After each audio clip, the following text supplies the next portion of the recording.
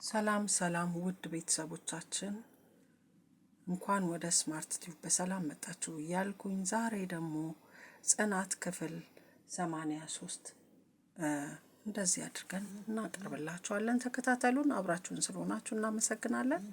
ውድ ቤተሰቦቻችን እንግዲህ ቪዲዮውን ጭርስ አድርጋችሁ ተመልከቱት። ከዛ በኋላ ሼር፣ ኮፒ ሊንክ ማድረጋችሁን ደግሞ አትርሱ ነው የምለው።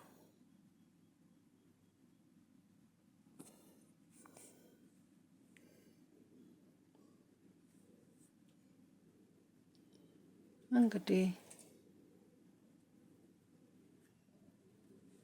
በቤታቸው የመኖር መብት የተነፈጉት እነዚህ ባልና ሚስቶች በጣም ያሳዝናል በእውነት። እሷም ታረቃችሁ እንዴት ትላቸዋለች። አዎ አይ አትመስሉም፣ ሁኔታሽ ግን ካለ ሽማግሌ የምትመለሽ አትመሲም ትላታለች።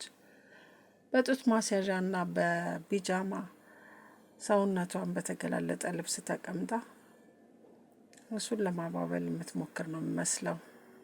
ግን እሱ ፊት ራሱ አይሰጣትም። እንግዲህ ያው ጭንቀት ውስጥ ገብቷል። በጣም ያሳዝናል በእውነቱ። ፍቅርን ይታደሉታል እንጂ አይታገሉትም ትላታለች። እሱማ ልክ ነሽ፣ ግን እኮ ለመታደል ብዙ መልፋት ይጠበቅባቸዋል ትላለች። ለማንኛውም እኔ ቤቴን ዞር ዞር ብዬ እያየው አይዞሽ እሺ ምንም ነገር አልነካውብሽም ትላታለች። አንቺ ሴትዮ ጸባይሽን አሳምረሽ የምትኖሪ ከሆነ በሰላም ኑሪ፣ ካለበለዚያ ሌላ ታሪክ አታውሪ ይላታል።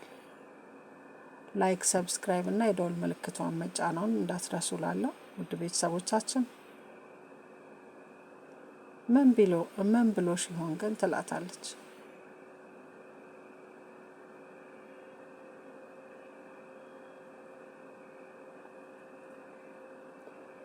እውነት በጽናት መልካም ልጅ ናት። ብዙ ጊዜ ለመናገር ማለት ጽናት እንደ ጽናት ያለ መልካም ልብ ያለው ሰው በእውነት ቀደም ስላልኩሽ ነገር ጽናትዬ ይቅርታ ትላታለች። አይ ግድ የለም ትንሽ ስሜታዊ ሆኜ ምንም ቢሆን ግን ያደረግሽው ልክ አይደለም ትላታለች። ቶሎ ተናዳጅ ነኝ፣ ጥፋትሽን ካመሽ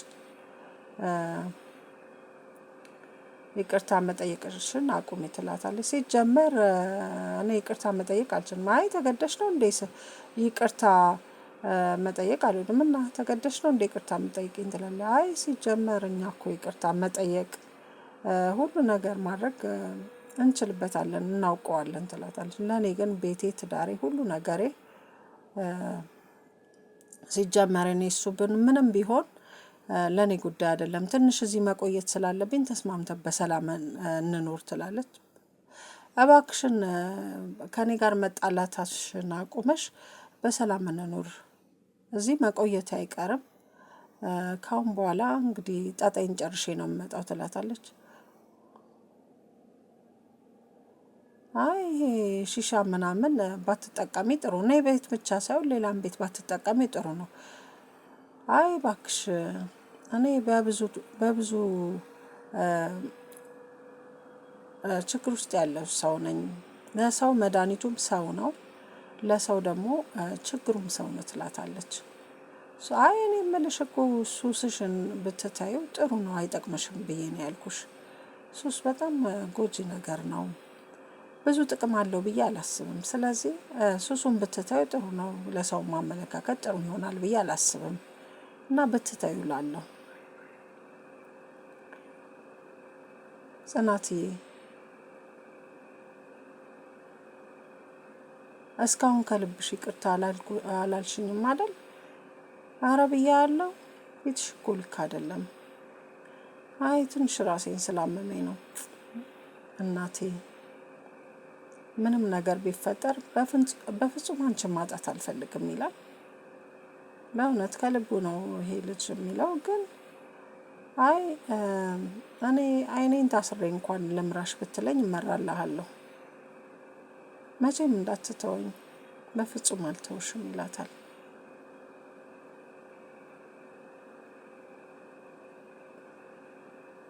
ግን ይቺ ልጅ ምግብ ሳበላ ሄዳ ነው አይደል? የለችም እንደ ቤት? አዎ ተመስገን ይላል እሱ። እና ግን ትሰማዋለች። ተመስገን ነው ያልከው ትለዋለች። አይ በነፃነት ብቻችንን እንበላለን ብዬ ነው። እሺ በል እንብላ ትለዋለች። በእውነት አስጨንቃቸዋለች እና ያሳዝኑኛል በጣም ያሉበት ሁኔታ በጣም ከባድ ነው። የማትፈልጉት ሰው ቤታችሁ መጥቶ ግን በሆነ ነገር ተይዛችሁ በቃ አስገድዶ ከእናንተ ጋር ሲኖር እንግዲህ አስቡት ምን ያህል ከባድ ሁኔታ ራስ እያሳለፋችሁ እንደሆነ። ናሆሜ ኪራ ግን ሰሞኑን ልክ አይደለም አይደል? አዎ ነገሮች ተበላሽተውበት እኮ ነው።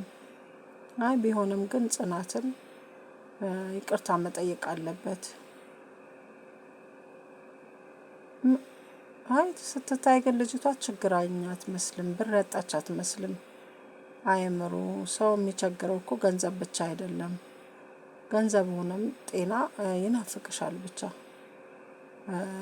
እዛ ቤት በልጅቷ በመምጣቷ ደስተኛ አይደለችም። አዎ እሱን አውቃለሁ።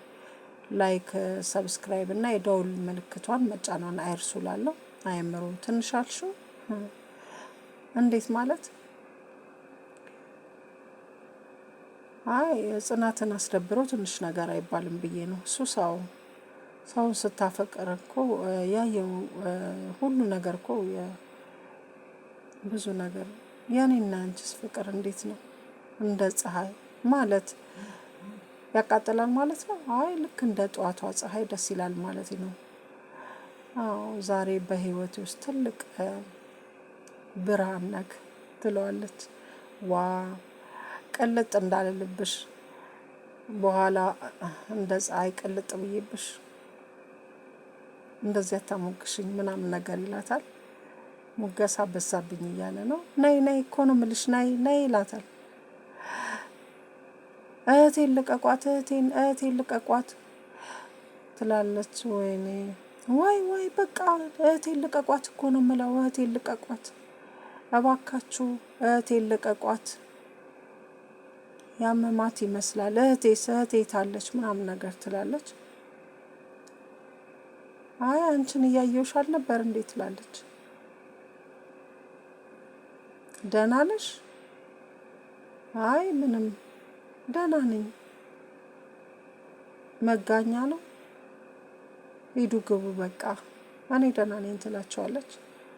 ደህና ደሪ እሺ በቃ አይዞሽ ደህና ደሪ ይሏታል። ምንድን ነው? ወይኔ ምን ተፈጥሮ ነው?